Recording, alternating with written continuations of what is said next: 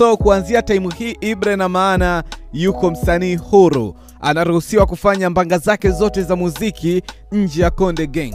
Imekuwa ni haraka sana hizi mambo. Nakumbuka ni siku 4 zimepita tangia Konde Gang watoe andiko kumkataza Ibra kufanya shughuli zote za kimuziki mpaka pale ambapo watafikia muafaka mzuri. Wakati ambao pia Ibra na Konde wameitwa BASATA kwa ajili ya kuweka mambo yao sawa. Nipata nafasi ya kuzitumia dakika 4 kuisikiliza ile clip ya Harmonize akijaribu kuelezea tukio zima ambalo linaendelea kati yake yeye na Ibra.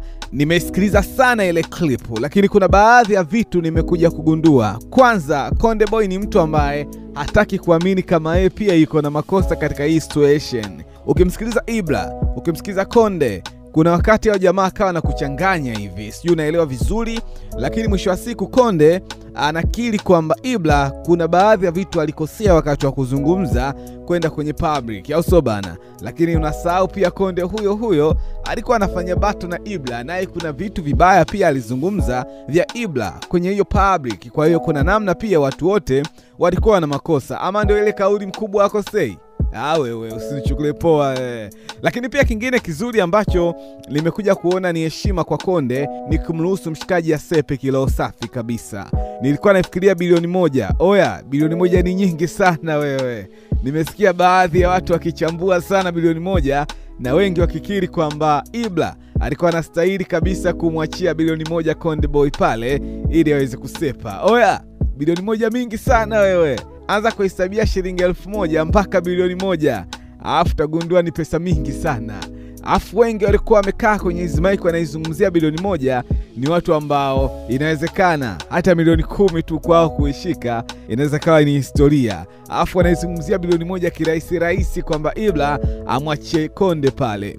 Unajaribu kujiuliza ni uwekezaji wa aina ipi ambao umefanyika wenye thamani ya hiyo pesa bilioni 1. Yaani kama Rayvanny ambaye ametoka WCB miaka 2 iliyopita, ametoka WCB kama ni msanii wa kimataifa, ana tuzo za kimataifa, ana shows za kimataifa, ana deals kibao za kimataifa. WCB Wasafi ikamwachia Rayvanny kwa bilioni 1. Konde Gang ina kitu kipi cha ziada ambacho imekiwekeza kwa Ibra mpaka yaweze kuidai hiyo bilioni 1? Na nielewa sijui. Harmonize anatoka Wasafi wakati ni wa moto kabisa Afrika Mashariki, Afrika kwa ujumla. Anatoka Wasafi tayari na makolabo na kina Burna Boy. Anatoka Wasafi pale na tuzo za kimataifa, au so bana. Anatoka Wasafi kama ni mshindani pekee wa Diamond Platinum, alidaiwa zake milioni 600 tu pale. Ushaelewa Alafu unasemaje Ibra atoe bilioni 1? Yaani kwa uwekezaji upi zaidi? Lakini zaidi Ibra kutoka Konde Gang inawezekana alichelewa sana. Kwa mwisho wa siku, shout out kwa Konde Gang kwa kuona iko haja ya kumalizana kiroho safi kabisa na Ibra. Ombi langu ni moja tu, isije kawa danadana nyingi sana wakati wa kumwachia platform zake aweze kuziona mwenyewe. Mimi naitwa Blenga na hizi ni info za Blenga.